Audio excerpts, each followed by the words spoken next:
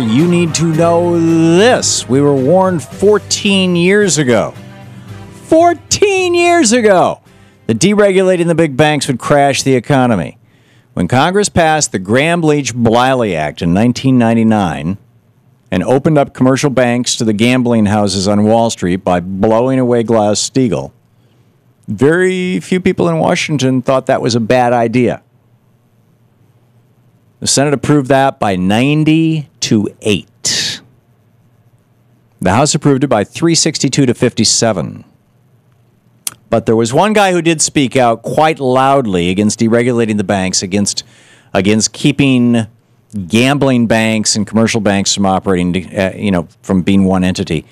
During the final Senate debate about Graham-Leach-Bliley, North Dakota Senator Byron Dorgan pleaded with his colleagues to reconsider their yes votes, warning that repealing the Glass-Steagall Act of 1933, a New Deal-era law that kept Wall Street and Main Street banks separate, would open up our economy to a dangerous new level of risk.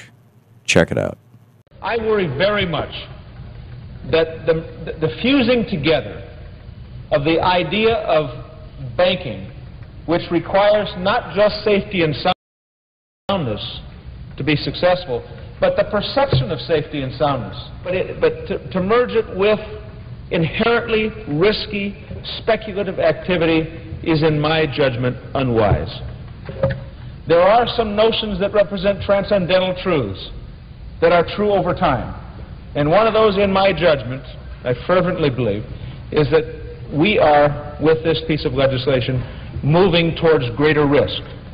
You think? That was 14 years ago, about blowing up Glass-Steagall and letting basically, the hustlers on Wall Street start hustling with your checkbook, with the money that you've deposited in the bank, your savings account, your mortgage money.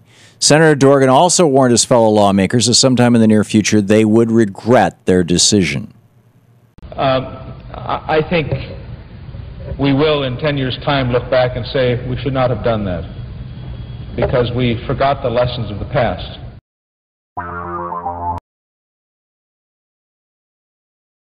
Gambling bubble collapsed and took the rest of our economy with it. And today, the major Wall Street banks are even bigger and even riskier than they were at the start of the financial crisis.